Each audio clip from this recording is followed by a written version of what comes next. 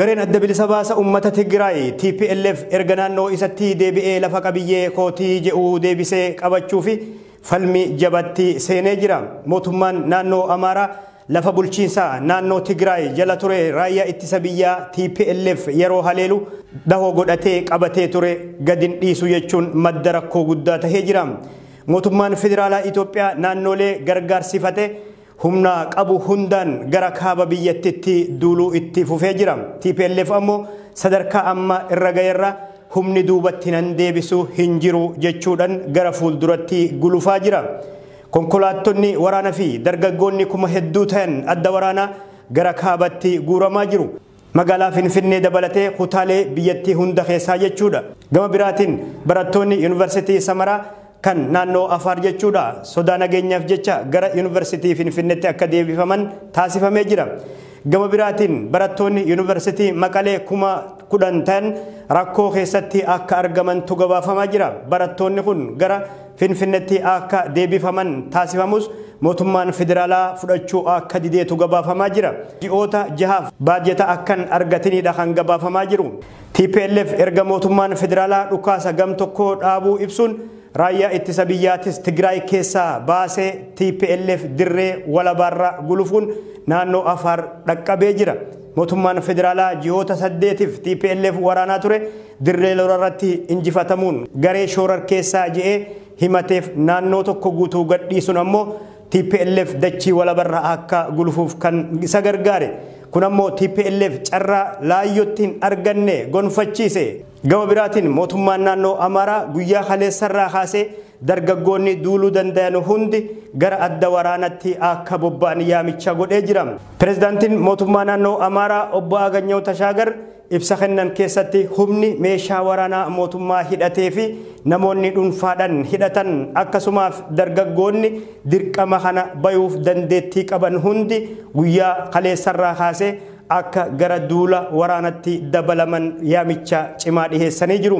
Obbo Aganyaw akka jedhanitti gareen TPLF waan qabu hundaa duguugee fayyadamuun sochii haleellaa geggeessaa jira. Mootummaan naannoo Amaaraa torbaan tokko dura dhalattoonni naannichaa fi murnoonni hawaasaa marti lolaaf akka hiriiran yaamicha jabaa godhuun isaa kan yaadatamu. Gama biraatiin abbootii qabeenyaa fi jaarmaalee daldalaa dabalatee hawaasa mararraa deebii gayaa argannee jiran pireezidaantiin mootummaa naannoo Amaaraa kun gareen adda bilisa baasa uummata Tigraay yookaan TPLF mootummaan Itoophiyaa shoorar keessaadha je'ee himatee naannolerraa dhufan waliin lola finiinaa geggeessuu itti fufee jira. Lola kanaan naannoon Amaaraa injifannoo gonfadhe jechuudhaan kan himatu yeroo ta'u TPLF ammoo humnoota mootummaa bobbaafaman dhiibaa jiraachuudha kan himataa jiru. Mootummaan Itoophiyaa namoota duraan raayyaa ittisa biyyaa turaniifis yaamicha waraanatti hiriiruudha godhee jira. TPLF dhaabuuf ijibbaata bal'aarra kan jiru mootummaan Itoophiyaa garuu humnoonni isaa hedduun ammas humna ittisa TPLFiin booji'amanii jiru. Hawaasni addunyaa gareen hundi lola lubbuu galaafatuuf qabeenya mancaasuu dhaabanii gara marii biyyaalessaa hunda hirmaachisetti akka deebi'an yaamicha godhanis kan yaamicha kanaaf owwaate yaamichi kunis hin milkoofne. Pireezidaantiin naannoo Amaaraa TPLF injifachuuf humna dabalataa fi loojistikii guddaa barbaachisa kan jedhan yeroo ta'u yaamichi godhan kunis kan Itoophiyaa baraaruutii jedhan. Garee TPLF fi raayyaa ittisa biyyaa dabalatee humnoota hiriiran jidduutti lolli cimaan Xallaamitti geggeeffamaa jira. Lola Xallaamitti geggeeffameen mootummaan naannoo Amaaraa injifannoo gonfadhe kan jiru yeroo ta'u garuu injifannoo mootummaan naannoo Amaaraa kana ragaan deeggareen argamne. Akka Aganyaw jedhanitti lafti Amaaraa wayyaanetti qoree akka ta'u goona hunduu sadarkaa isatti qophii barbaachisu haa godhu jechuudhaan yaamicha lolaa dhiheessanii jiru. Gareen TPLF ammoo himata mootummaan federaalaaf naannoon Amaaraa himatan kana kan sobaatii jechuudhaan humnoonni isaa magaalota akka Qobboo, Addee Araqaayii fi Cawitti dahoo humnoota mootummaa fi naannolee diiguu himataa jira. Gama biraatiin dhalattoonni naannoo Tigraay guutummaa biyyattii keessatti hidhamaa akka jiranidha TPLF kan himatu. Pirezidaantiin naannoo Amaaraa ammoo dhalattoota naannoo Tigraayiif eegumsa goona garuu kanneen TPLF deeggaran irratti tarkaanfii seeraa fudhanna jechuudhaan kan akeekkachiisan. Kun kanaan ta'ee osoo jiru gameessi siyaasaa fi qondaalli ABO duraanii obbo Leencoo Lataa rakkoo cimaa Itoophiyaan keessatti huftee jirtuuf falli tokkichi marii hunda hirmaachise qofaa jedhan. Erga muummichi ministeera Dr. Abiy Ahmed gara aangootti dhufanii nageenyi Itoophiyaa rakkoo sadarkaa cimarra gahee jira.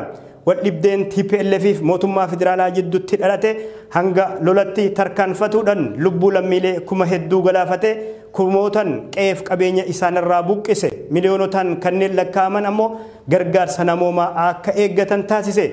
Bifuma wal fakkaatuun mootummaan naannoo Afaar ummanni finciltoota TPLF akka ifirraa qolatu yaamicha lolaa dhiheessanii jiru. Pirezidaantiin mootummaa naannoo Afaar obbo Awwal Arbaa ummanni Afaar marti rasaasan uleenis tahee dhagaadhaan TPLF ifirraa qolata jechuudhaan AFP'tti himanii jiru. Akkuma naannoo Tigraay keessatti ta'e sababa lola kanaatiin lammiileen kuma hedduu ta'an qe'eef qabeenya isaanirraa buqqa'anii jiru. Dhalattoonni naannoo Afaar garii sababa humni addaa Oromiyaa naannoo keenya seeneef jecha TPLFis kana ifirraa qolachuudhaaf qe'ee teenyatti lola eegaltee jechuudhaan mormaa jiru. Lola TPLF mootummaa federaalaa humnoota naannolee gargaarsifatee jidduutti adeemsifamaa jiruun gargaarsi namoomaa lammiilee rakkoo keessatti argaman dhaqqabus danqamee jira. Konkolaattonni hedduun deeggarsa namoomaa qabatanii gara Tigraay imaluuf turan sodaa nageenyaaf jecha bakka jiranitti dhaabbatuudhaaf dirqamanii jiru. Gama biraatiin daandiin konkolaataa fi baaburaa Itiyoo fi Jabuutii wal qunnamsiisu waan cufameef konkolaattonni hedduun bakka jiranitti dhaabbatuuf akka dirqamanidha yeroo ammaa gabaafamaa kan jiru. Jabuutii keessattis konkolaattonni fe'umsaa dhibba hedduu ta'an dhaabbatanii argamu. Yeroo Itoophiyaan muddama keessa seentee jirtu kanatti mootummaan federaalaa fi TPLF yaamicha lolaa fi olola wal waraansaa hammeessurraa kan hafe gara nageenyatti wanni isaan deebisu mallattoon tokkon jiru. Obbo Leencoon erga bara 2018 keessa jijjiirama dhufee bu'uura godhachuudhaan biyyattitti galanii mootummaa cinaa goruudhaan deeggaraa kan turan yeroo ta'u amma garuu nageenya biyyattii hammaachaa dhufee falli jiru tokkichi marii biyyaalessaatii jedhan. Akka jecha obbo Leencootti gatta'anii Itoophiyaan akkam yoo taate hundi keenya keessa jiraachuu dandeenya, mirgi sabootaa akkamiin hujirraa oola, rakkoo ganna 50 walitti qabamee ture irratti mari'achuu qabu. Carraan dhumaatis kanuma jedhanii taa'anii mari'achuu feesisa jechuudhaan dubbatanii jiru. Amma booda lolli nu gayuu qaba jennee mariidhaan furmaanni argamuu qabaa jedhan. Bara 2018 keessa yeroo isaan biyyatti galanii turan haalli siyaasaa biyyattii fooyyee qabaachuus yaadachiisanii jiru. Obbo Leencoon mootummaanis yeroo san deeggarsa bal'aa keessa fi ala qabaachaa akka turedha kan dubbatan. Amma garuu wanni hunduu bushaayee jira jechuudhaan abdii kutannaa ibsanii jiru. Obbo Leencoo Lataa lolli mootummaa federaalaa fi TPLF jidduutti kan eegale sadaasa 4 bara 2020 irraa kaasee yeroo ta'u sababa TPLF maadhee raayyaa ittisa biyyaa ajaja kaabaa haleelee jechuudhaan muummichi ministeeraa Dr. Abiy Ahmed kan akka TPLF haleelamu ajaja labsan. Lola cimaa ji'oota 8f gammoojjii Tigraay keessatti adeemsifamee tureen booda TPLF humnoota mootummaa waraanaa Eertiraa fi humna addaa naannoo Amaaraa mo'achuudhaan maadhee isaa tan taate magaalaa guddoo Tigraay Maqaletti deebi'uu mirkaneesse. Lola kanaan TPLF miseensota raayyaa ittisa biyyaaf humnoota naannoo Amaaraa kuma hedduu ajjeesuudhaan hedduudhas booji'uudhaan injifannoo kanarra ga'e. Garuu qondaaltonni raayyaa ittisa biyyaa Itoophiyaa TPLF lakkoofsa loltoota Itoophiyaa ajjeesii fi booji'ee ol kaasee himatee olola siyaasaaf itti gargaaramee jechuudhaan fudhatama dhabsiisaa turanii jiru. Mootummaan federaalaa Itoophiyaa lola TPLF waliin itti seene injifachuuf jecha guutummaa kutaalee biyyattii keessatti dargaggoota adda waraanatti guuruu itti fufee jira. Addatti kutaalee Oromiyaa garagaraa keessa dargaggoonni kuma hedduu ta'an fedhii isaaniitiin ala yeroo ammaa humnaan gara mooraa leenjii waraanatti guuramaa akka jirantu gabaafamaa jira.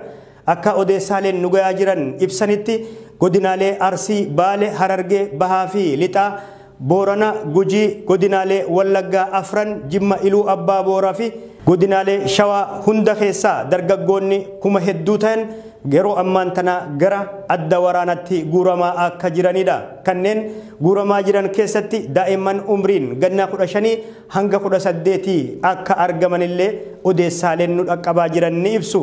godinaalee Harargee Bahaa fi lixaa magaalotaa fi baadiyyaa keessa ilmaan Oromoo kuma hedduu ta'an akkuma kaleessaa humnaan fedhii isaaniitiin ala osoo abbaaf haati jala bu'anii gara adda waraanaatti guuramaa jiru.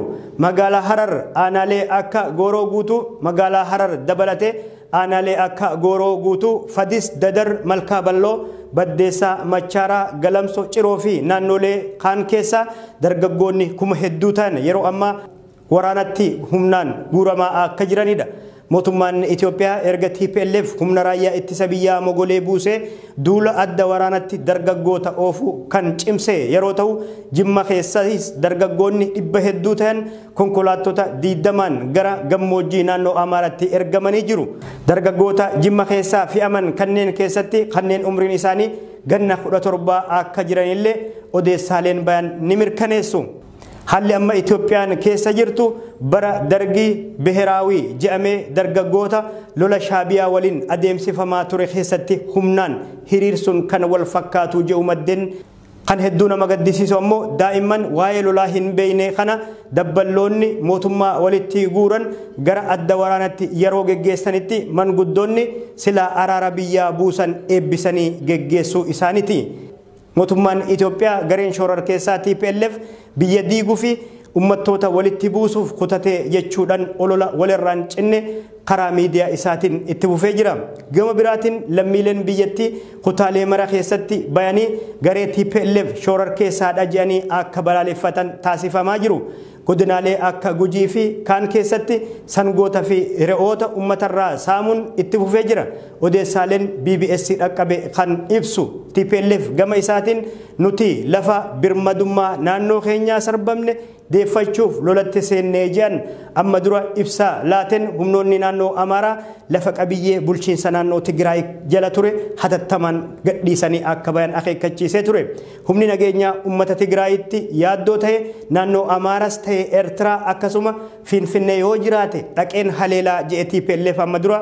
Daa'imman amma maqaa raayyaa ittisa biyyatti dabalamuun mooraa leenjitti guuramaa jiran kanneen leenjii loltummaa gayaa osoon fudhatin bobbaafamuun gammoojjii naannoo Amaaraaf Tigraay keessatti lubbuu isaanii dhabuun ammoo yaaddoo guddaadha. Faallaa kana ammoo gareen adda bilisa baasaa uummata Tigraay qondaaltota waraanaa muuxannoo lolaa biyya keessa fi alatti barataniin qindaa'ee fuula duratti deemuu itti fufee jira. Humni adda naannoo Oromiyaa naannoo Sidaamaa, Sumaalee fi Gaambeellatis garasitti kan ergaman yeroo ta'u TPLF raayyaa ittisa biyyaa waliin tahanii dhaabuu hin dandeenye. Humnoonni garasitti bobbaafaman hedduun kan ajjeefaman yeroo ta'u gariin isaanii akka booji'amantu gabaafamaa jira. Gareen TPLF ammoo miseensota raayyaa ittisa biyyaa humnoota naannoo Amaaraa fi kanneen biraarraa dhufan booji'uun kuma hedduu agarsiisee jira. Kana malees meeshaalee waraanaa xiqqaa fi hanga taankitti booji'uudhaan dantaa warraa isa itti jiruuf oolfatu isaati TPLF kan himataa jiru. Kun ammoo hamilee humnoota raayyaa ittisa biyyaa hafanii fi kanneen amma adda waraanatti hiriirfamaa jiran akka malee kan miidhe. Humnoonni TPLF miseensonni raayyaa ittisa biyyaa booji'aman abbootiin keenya booji'aman nutis itti daballe borus itti dabalama jedhanii akka dhaadatan taasisuun ammoo waan qaanessaa ta'e. Humnoonni TPLF yeroo ammaa naannoo isaanirra dabranii naannoo Afaar keessatti humnoota mootummaan bobbaase waliin falmii cimarra akka jiranidha. Humni waraanaaf amma mootummaan Itoophiyaa dirree leenjitti guuraa jiru kun ariitiin baratanii lolatti ni seenuu yoo ta'e miidhaa malee humnoota TPLF muuxannoo lolaa horatan ifra deebisuuf abdiin jedhu baay'ee xiqqaadha. Ololli lolaa mootummaan Itoophiyaa yeroo ammaa karaa miidiyaa isaatiin oofaa jiruu fi dhugaan dirree lolarra jiru garuu adda addummaa baay'ee kan qabu. Gama biraatiin hayyoonni fi uummanni Oromoo keessa fi alaan ilmaan Oromoo lola naannolee lameen jidduutti hammaatee jiru keessatti akkan hirmaanne jechuudhaan irra deddeebiidhaan gaafataa turanii jiru. Muummichi ministeera afaan Oromoo dubbatu kan yeroo duraa fi turtii gabaabaa keessatti biyya bulchuu dadhabee jedhamee himamaa jira. Mootummaan Itoophiyaa osoo dhaadatuu kufuun baratamaadha. Xumura aangoo isatti ammoo lammiilee adda waraanatti humnaan hiriirse lubbuun namaa fi qabeenyi dachaan akka baduuf ijibbaata godhu kan amma paartiin Bilisiginnaa itti jirus isuma kana. Hayyoonni siyaasaa Oromoof qabsaa'onni Oromoo siyaasaa Itoophiyaa gara dhihaa fuula deeffateef qophiin itti jiran laafaa ta'us fedhiin uummata Oromoo ammas ifaadha. Uummanni Oromoo biyya isaa qabeenya isaa irratti muree murteessuuf humna jabaadha. Gama biraatiin rogeeyyoonni Oromoo lola adda bilisa baasa uummata Tigraay fi mootummaa federaalaa jidduutti jabaataa dhufeen booji'amuun qabsoo qindeessuu hanqatuun yaaddoo tahee jira. Erga obbo Jowaar Mohaammed faan hidhamanii as sochiin Oromoo biyya keessaa laaffatuun hawaasni Oromoo alatti argamu ammoo daba mootummaan Itoophiyaa saba Oromoorraan gayaa jiru akkuma kaleessaa saaxiluu itti fufanii jiru. Oromoonni hedduun hayyoonni fi rogeeyyoonni Oromoo lola TPLF fi paartii Biltsiginnaa jidduutti adeemsifamaa jiru irra deddeebiin xinxaluu dhiisanii qabsoo Oromoo bifa haaraan qindeessuu qabu yaadni jedhus baay'achaa jira. Uummanni Oromoo karaa lolaanis tahee tolaan mirga isaa gonfatuun dirqitaa mootummaan Itoophiyaa fi dabballoonni isaanii Oromoota adeemsaa muummicha ministeeraa qiletti imalaa jiru qeeqan ergamtoota juntaa jedhuun garuu Oromoonni xurree muummicha ministeeraa Abiyyi Ahmad irra deemu qeeqan Abiyyi Ahmad akkuma kaleessaa seeran ala Oromoo ajjeesaa ajaja mana murtiin ala ilaalcha siyaasatiin Oromoota kuma hedduu hidhee murtis dhorgate jechuun kan komataa jiran gaaffilee uummata Oromootis hin deebisne kanaaf sirni isaa dhabamuu qabaa jiru. Kanas ta'ee san amma booda uummanni Oromoo muummicha ministeeraa Abiyyi Ahmad sirreessee Itoophiyaa keessa jiraatamoo waraana bilisummaa Oromoo jabeessee bilisa if baasa moo TPLF hundaa injifatee bakka isatti deebi'ee jeequmsa siyaasaa haaraatti biyyattii seensisaanis gaaffiidha. Moo akkuma dhaadataa jiru Biltsiginnaan TPLF dabalatee humnoota isa dura dhaabbatan mara mo'atee ganna 5 itti aananiif akkuma filannoon isaatiin if labse humnaan biyyattii bulcha. Moo uummanni Oromoo biyya isaa